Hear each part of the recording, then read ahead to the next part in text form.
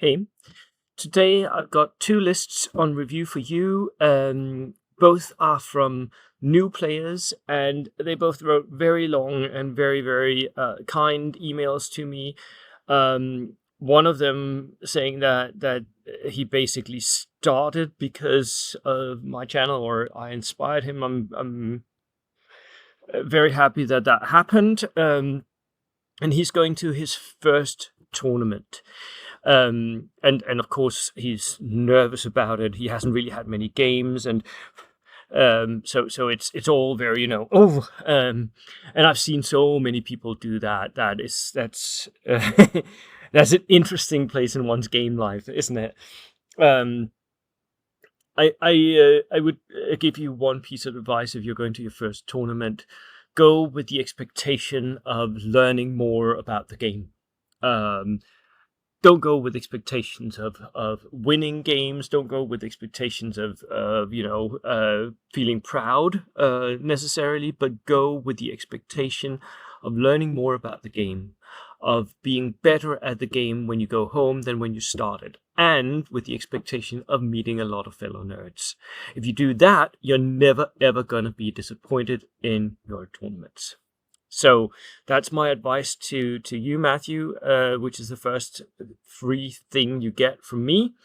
And then let's go and check out Matthew's list. And it's for Tachicon in Denver. Tacticon? Tacticon. Right. 16 order dice, British, 1250. Vengeance. So it's rulebook Brits, not the new Armies of. Could easily be translated into the new Armies of, I think, depending on what you use in infantry. But I can see already that you're using regular infantry. Easily, you could easily do this with the new Armies of Brits, and get more out of it, because the new British rules, basically, if you make your units guards, that's very beneficial. So an officer regular with 2 extra men. One of the things that many of us seasoned competitive players do is we save points on our officers, especially if you're going to go the route of the New Armies of Great Britain book, because the officers, they are going to sit, most of the time they're going to sit in armored transports, because they're very vulnerable. 2 extra men will not massively help. And by the way, one thing that we often do is we give them SMGs. I know this loadout of a pistol and a couple of riflemen is more historical, but if you like rulebook Brits, if you can do it, why not give them SMGs? It's 2 shots instead of 1, and a pistol is definitely not worth it. The LMG though is good. 9-man units is a little bit big for most things. We often compartmentalize units into different functions, and a 9-man unit of regulars is neither here nor there. It's of course more historical, but it's not really a backline holder, because you have extra dudes, and it's not really a push units, because you like regulars won't stand up in the middle of the board. So it's not one nor not the other. So you could easily cut a few men here, save some points, and get a few extra order dice, because 16 order dice is not massively low. It's not detrimental, but 17 is a little bit better. SAS is good. 5 men, tough fighters, who dares wins. This is what I term push unit, something that can push up into the center of the board. And at this size, it really needs to sit in some sort of transport. So 5 men with the officer and his 2 helpers, if you give them SMGs, inside a 8+, sorry, not an 8+, inside a transport that can take 8 men, right? Because these really benefit from being inside transports. Artillery observer with with an extra man, some machine guns. Here, you could take this up machine guns. Nice. And yeah, you take them regular. Anti-tank rifles. Yep. These work well in your own deployment zone on ambush, or you can even throw them in from an outflank. Light mortars, inexperienced, very difficult to use. I'll say that for new players. It's one of the things that they typically mess up, but it is very, very good for the points. Brain carrier, nice. That works. The AT rifle, maybe not needed, but 5-man transport, so one of the SAS groups can go in each of these transports. Yeah, you know, it works. It works. Nothing to say about that.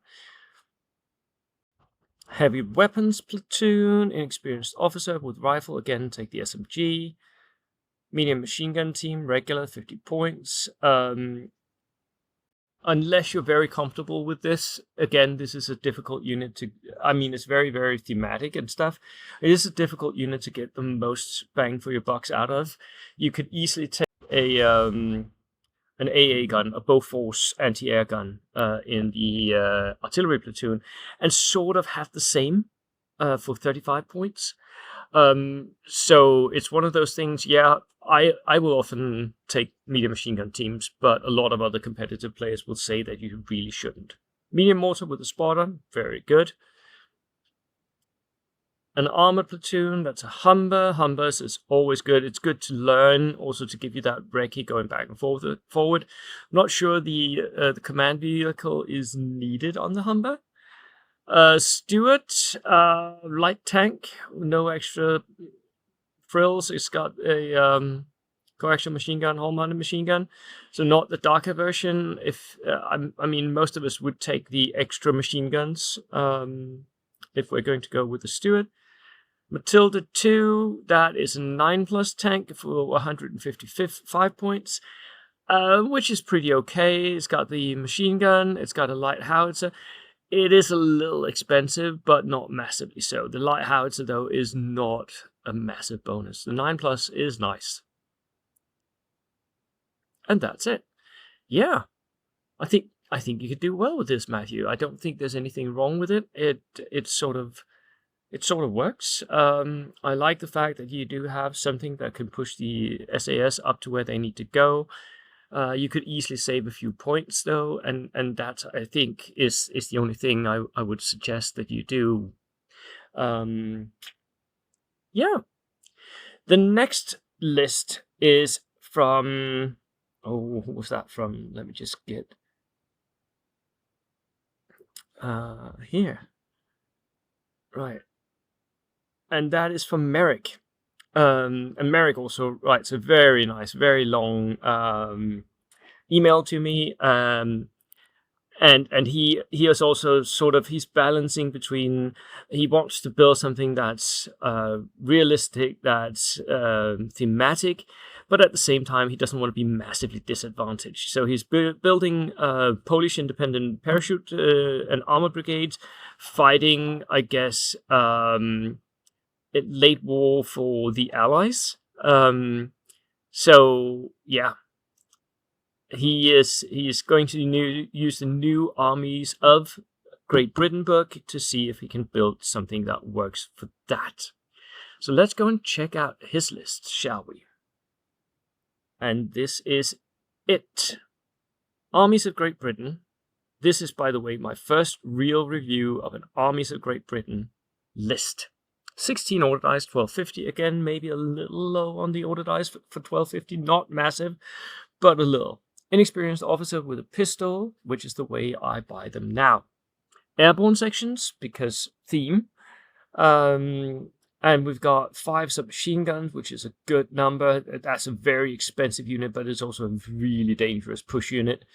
9-men veteran. It needs some sort of transport. Doesn't and then there's a commando subsection with a Vickers LMG, 2 Vickers LMGs, nice. Also very, very good at 120 points. It is expensive, but it is a lot of shots that it's throwing out there. Boy's anti-tank rifle, regular.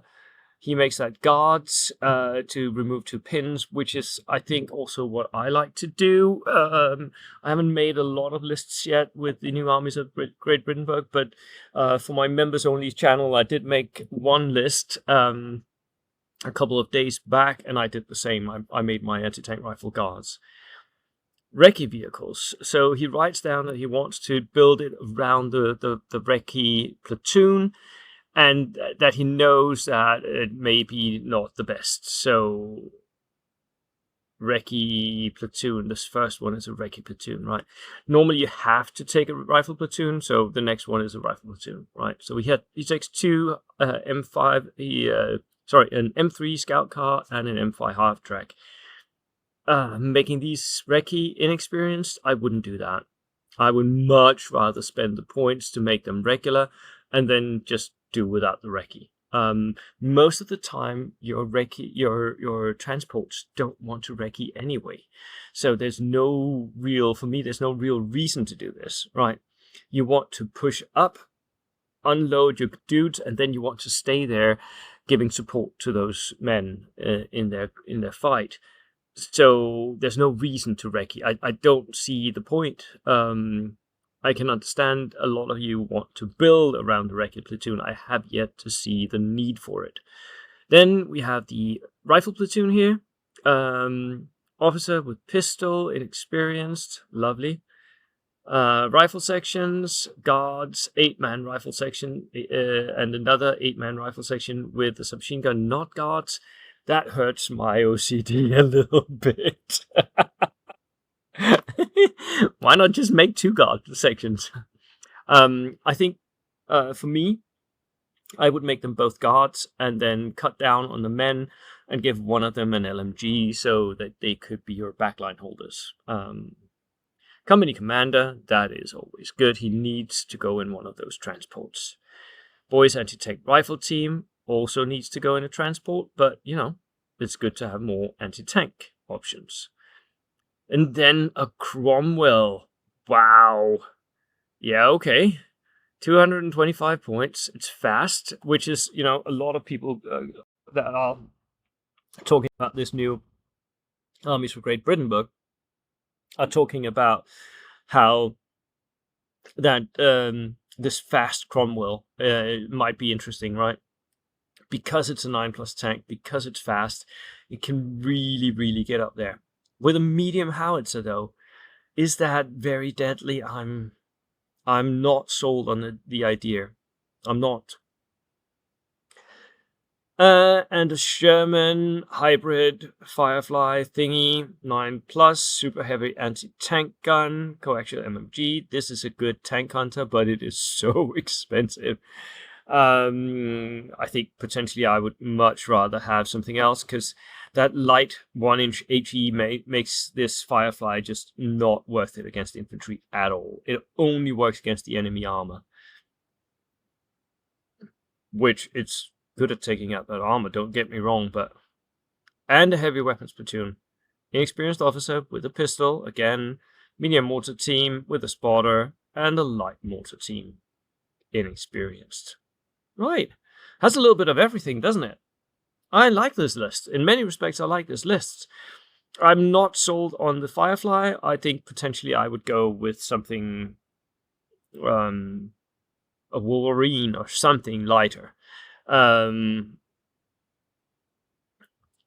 But, it's not bad as such. It's just very expensive. And what does he put in those, the half-track and the scout car? So 8-man and 12-man capacity.